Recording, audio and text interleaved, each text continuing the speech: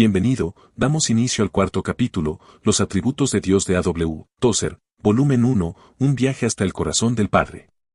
No te olvides de suscribirte y darle un like a nuestros videos, y activa la campanita de notificaciones para no perderte ninguna de estas series. Capítulo 4. La justicia de Dios. Lejos de ti el hacer tal, que hagas morir al justo con el impío, y que sea el justo tratado como el impío, nunca tal hagas. El juez de toda la tierra, no ha de hacer lo que es justo, Génesis 18, 25. Porque Jehová vuestro Dios es Dios de dioses y Señor de señores, Dios grande, poderoso y temible, que no hace acepción de personas, ni toma cohecho, Deuteronomio 10, 17. El temor de Jehová es limpio, que permanece para siempre, los juicios de Jehová son verdad, todos justos, Salmo 19, 9. Para anunciar que Jehová mi fortaleza es recto, y que en él no hay injusticia, Salmo 92, 15. Nubes y oscuridad alrededor de él, justicia y juicio son el cimiento de su trono, Salmo 97, 2. Y ajustaré el juicio a cordel, y a nivel la justicia, y granizo barrerá el refugio de la mentira, y aguas arrollarán el escondrijo, Isaías 28, 17. Y oí al ángel de las aguas, que decía, justo eres tú, oh Señor, el que eres y que eras, el santo, porque has juzgado estas cosas. Por cuanto derramaron la sangre de los santos y de los profetas, también tú les has dado a beber sangre, pues lo merecen. También oí a otro, que desde el altar decía, ciertamente, Señor Dios Todopoderoso, tus juicios son verdaderos y justos, Apocalipsis 16, 5 al 7. Si usted conoce a Dios, sabe que Él es absoluta y perfectamente justo. Pero primero tenemos que definir este término. ¿Qué queremos significar con justicia? Investigando esto cuidadosamente en las Escrituras, encuentro que la justicia es indistinguible del juicio en el Antiguo Testamento. Es la misma palabra raíz con variaciones según la parte de la expresión que se use. Significa integridad u honradez. Decir que Dios es justo o que la justicia de Dios es un hecho es decir que hay integridad y rectitud en Dios. El Salmo 89, 14 dice, justicia y juicio son el cimiento de tu trono. El Salmo 97, 2 dice, justicia y juicio son el cimiento de su trono. Justicia y juicio son indistinguibles el uno del otro. Decir que Dios es justo es decir que es equitativo, que es moralmente recto. Si usted va a Ezequiel 18, 25 encuentra a Dios reprendiendo a Israel. Le dice, y si dijereis, no es recto el camino del Señor, oíd ahora, casa de Israel, ¿no es recto mi camino? ¿No son vuestros caminos torcidos? Esa expresión torcido significa simplemente injusticia. ¿Sabía usted que injusticia e iniquidad son la misma palabra? La persona inicua es moralmente no recta, moralmente no armónica, torcida en sí misma. La palabra, juicio, tal como es usada en los textos anteriores, es la aplicación de la justicia a una situación moral, favorable o desfavorable. Cuando Dios juzga a un hombre trae justicia a la vida de ese hombre. Él aplica justicia a la situación moral que la vida del hombre ha creado. Y si los caminos del hombre son rectos, la justicia lo favorece. Pero si los caminos del hombre no son rectos, por supuesto que Dios sentencia al hombre. La justicia no es algo que Dios tiene. La justicia es algo que Dios es. Un gramático podría modificar la frase, justo es algo que Dios es. Pero yo digo, no, la justicia es algo que Dios es.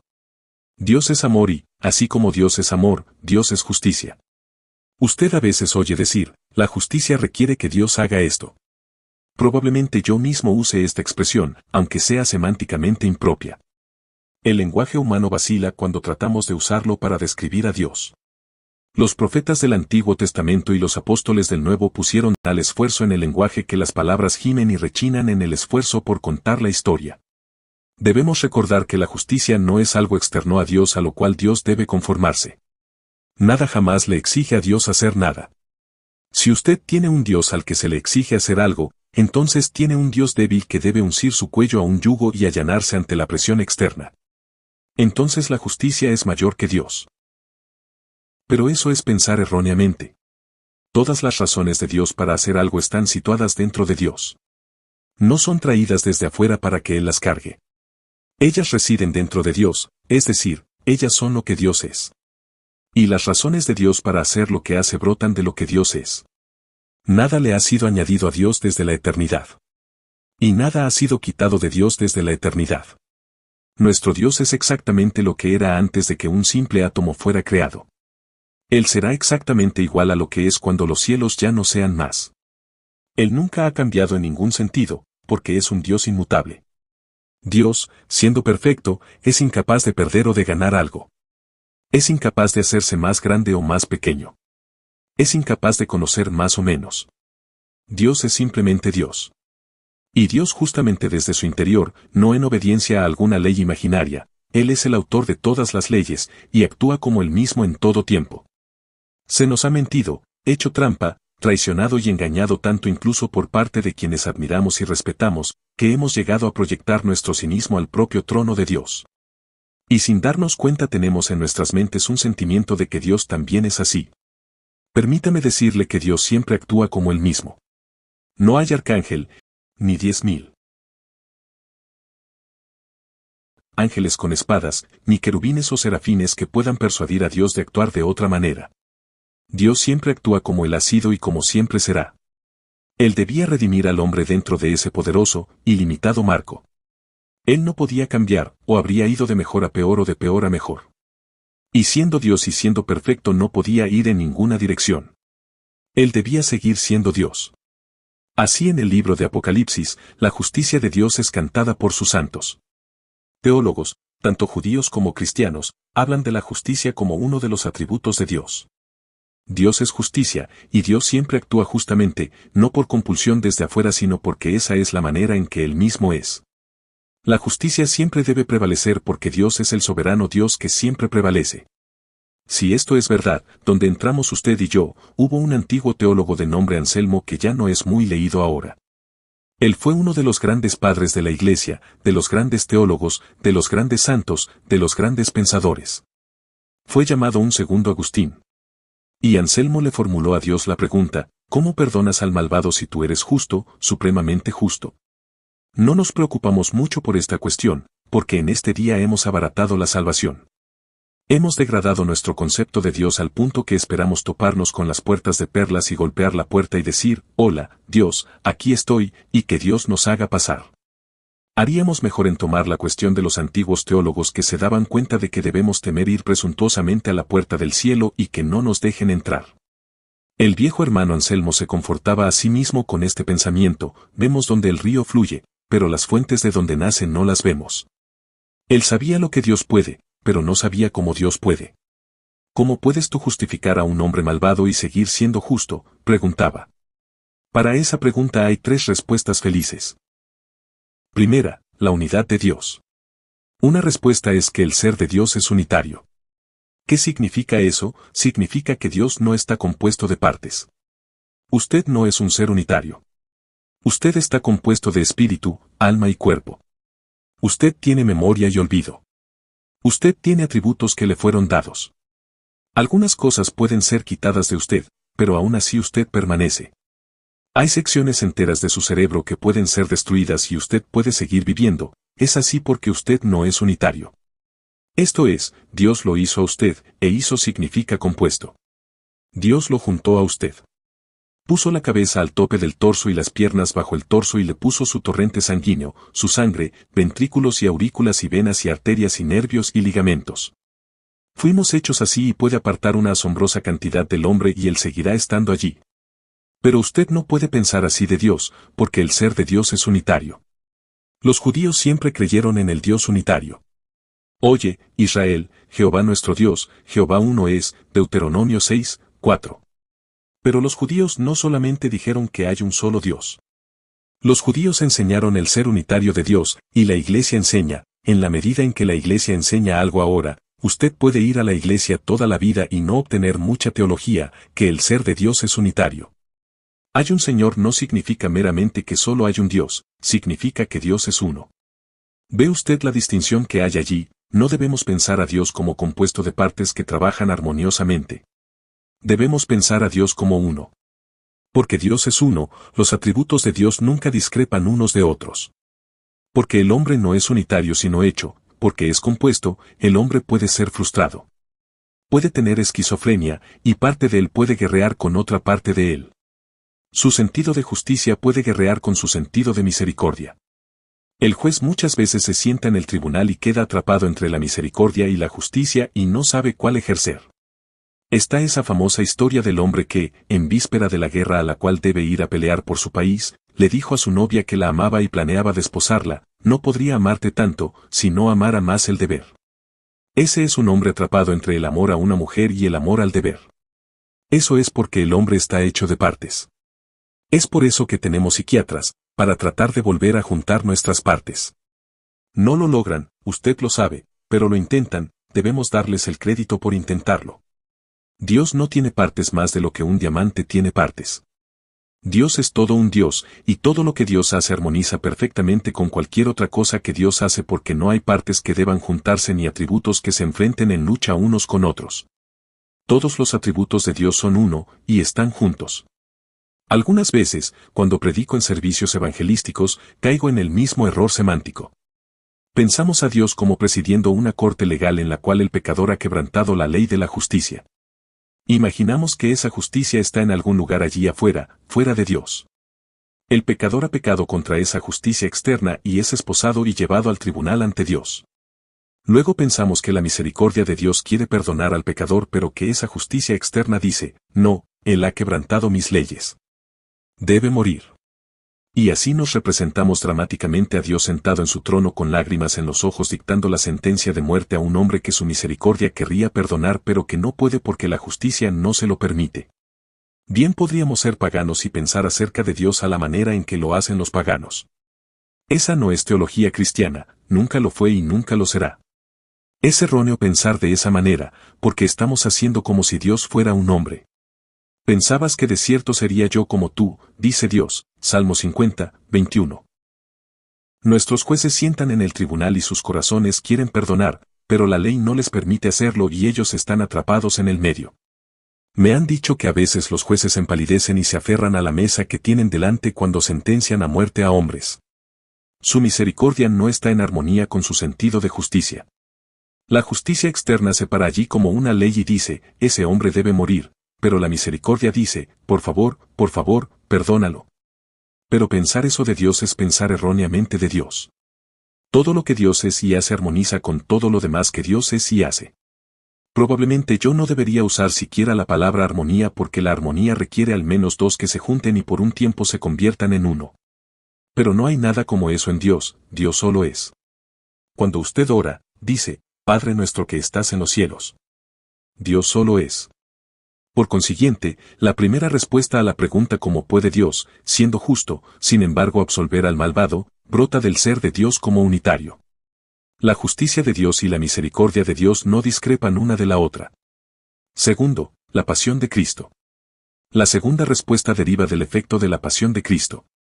La palabra pasión ahora significa deseo sexual, pero antes, en los tiempos antiguos, significaba un sufrimiento profundo y terrible.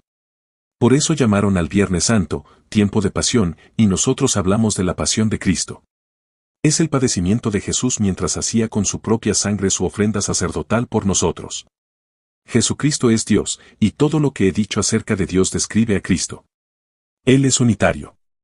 Tomó sobre sí la naturaleza de hombre, pero Dios, la palabra eterna, quien fue antes hombre y quien creó al hombre, es un ser unitario y no hay división en su sustancia. Y así ese santísimo sufriente, y su sufrimiento al dar su propia sangre por nosotros fue tres cosas. Fue infinito, todopoderoso y perfecto. Infinito significa sin perímetro y sin límites, sin orillas, sin fondo, sin tope, por siempre, sin ninguna posible medida ni limitación. Y así el sufrimiento de Jesús y la expiación que hizo en esa cruz bajo ese cielo oscurecido fueron infinitos en su poder. No solamente fue infinito sino también todopoderoso. Es posible para buenos hombres casi hacer algo o casi ser algo. Esos son intentos de las personas, porque son personas. Pero el Dios Todopoderoso nunca es casi algo. Él es el Todopoderoso. Isaac Watts dijo respecto a su muerte en la cruz: Dios el poderoso Hacedor murió por el hombre y su pecado. Y cuando Dios el poderoso Hacedor murió, todo el poder estuvo en esa expiación. Usted nunca podrá exagerar la eficacia de la expiación. Usted nunca podrá exagerar el poder de la cruz. Y Dios no es solamente infinito y todopoderoso sino también perfecto. La expiación en la sangre de Jesucristo es perfecta, no hay nada que le pueda ser añadido. Es intachable, impecable, perfecta. Es perfecta como Dios es perfecto. Así que la pregunta, ¿cómo puedes tú perdonar al malvado si eres justo?, es respondida desde el efecto de la pasión de Cristo. Ese santo sufrimiento allí en la cruz y esa resurrección de entre los muertos canceló nuestros pecados y abrogó nuestra sentencia. ¿Dónde y cómo obtuvimos esa sentencia? La obtuvimos por la aplicación de la justicia a una situación moral. No importa cuán bueno y refinado y amoroso usted piense ser, usted está en una situación moral, lo estuvo, lo está y lo estará. Y cuando Dios lo confrontó, la justicia de Dios confrontó una situación moral y lo encontró a usted inadecuado, lo encontró injusto, encontró iniquidad. Como encontró iniquidad allí, Dios lo sentenció a usted a muerte. Todos estuvimos o estamos bajo la sentencia de muerte. Me pregunto cómo la gente puede estar tan alegre bajo la sentencia de muerte. El alma que pecare, esa morirá, Ezequiel 18, 20. Cuando la justicia confronta una situación moral en un hombre, mujer, joven o cualquiera moralmente responsable, justifica o condena a esa persona. Es así como obtuvimos esa sentencia. Déjeme señalar que cuando Dios en su justicia sentencia a muerte al pecador, no discrepa con la misericordia de Dios, no discrepa con la bondad de Dios, no discrepa con su compasión o piedad, porque todos ellos son atributos de un Dios unitario, y no pueden discrepar unos con otros. Todos los atributos de Dios concurren en la sentencia a muerte de un hombre. Los propios ángeles en el cielo exclaman, justo eres tú, oh Señor, el que eres y que eras, el Santo, porque has juzgado estas cosas. Ciertamente, Señor Dios Todopoderoso, tus juicios son verdaderos y justos. Usted nunca hallará en el cielo un grupo de santos seres encontrando fallas en la manera en que Dios conduce su política exterior. El Dios Todopoderoso está conduciendo su mundo, y toda criatura moral dice, tus juicios son verdaderos y justos, justicia y juicio son el cimiento de tu trono, Apocalipsis 16, 7, Salmo 89, 14.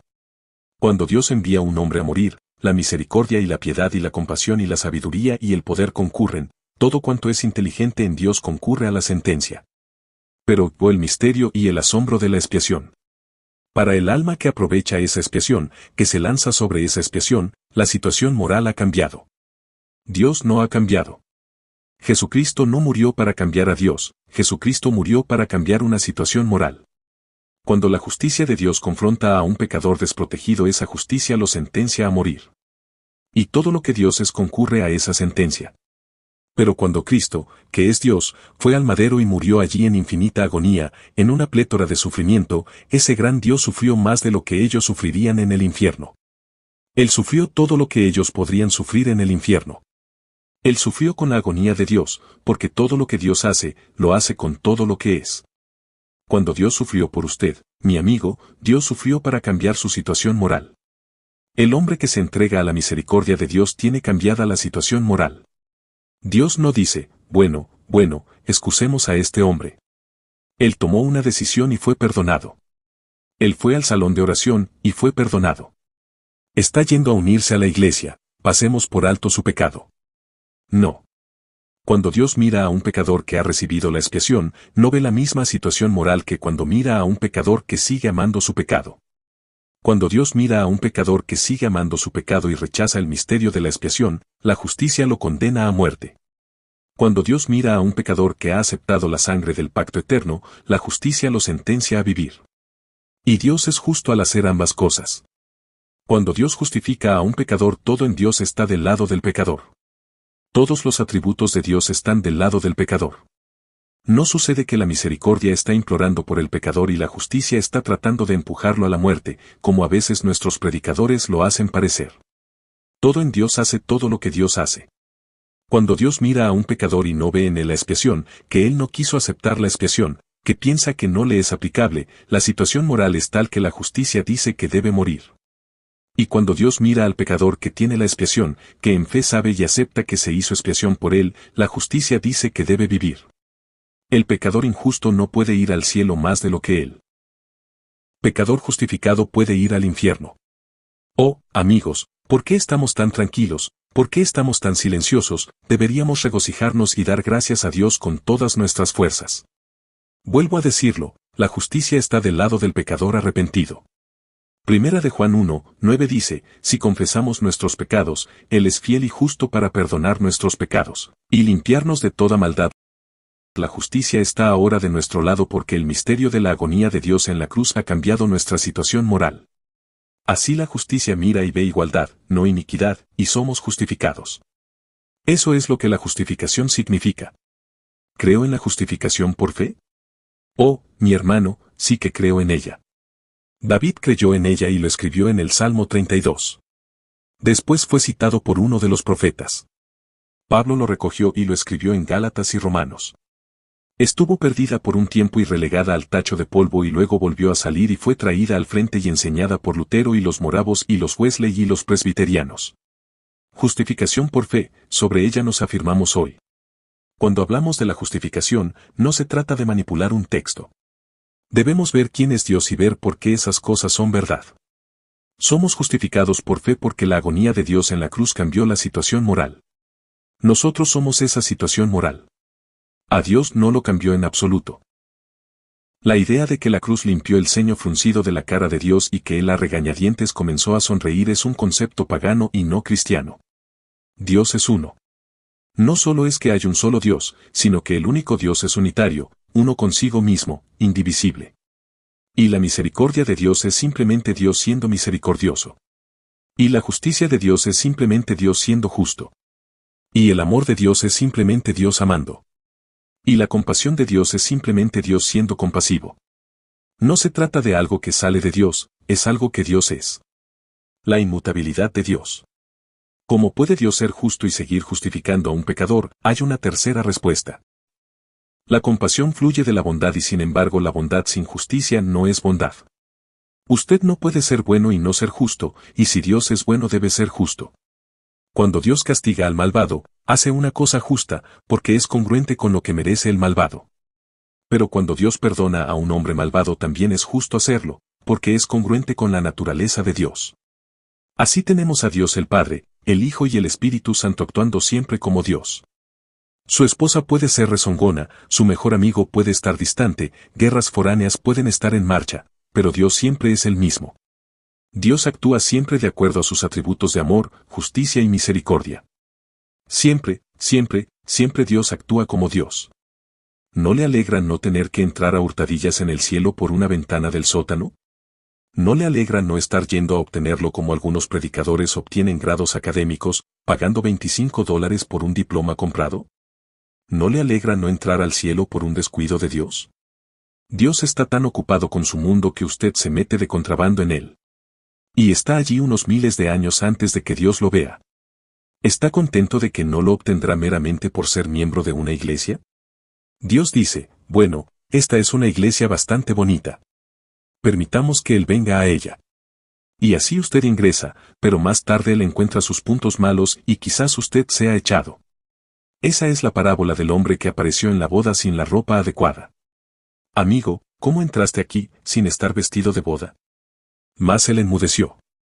Entonces el rey dijo a los que servían, atadle de pies y manos, y echarle en las tinieblas de afuera, Mateo 22, 12 al 13. No puede haber nada como eso en el reino de Dios, porque Dios el Omnisciente conoce todo lo que puede ser conocido. Él conoce a todos, lo conoce a usted. Y Dios el Todo Justo nunca permitirá que el hombre de doble ánimo entre allí. Hasta cuando andaréis vacilando entre dos opiniones, dijo Elías. Eso es inconstancia, iniquidad. Y el hombre que es inicuo nunca entrará allí. Jamás. Toda esa charla barata sobre San Pedro dándonos un examen para ver si estamos bien, solo es una insensatez.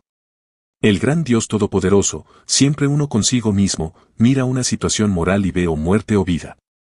Y todo Dios está del lado de la muerte o de la vida. Si hay un pecador inicuo, inconstante, no reconciliado, inmundo, sin cobertura de su pecado, solo hay una respuesta, todo Dios dice muerte e infierno. Y ni todo el cielo puede levantar a ese hombre. Pero si él se golpea el pecho y dice, Dios, ten piedad de mí, pecador, Lucas 18, 13, y se apropia los beneficios de la infinita agonía de Dios en la cruz, Dios mira esa situación moral y dice, vida. Y ni todo el infierno puede arruinar a ese hombre, la maravilla y el misterio y la gloria del ser de Dios.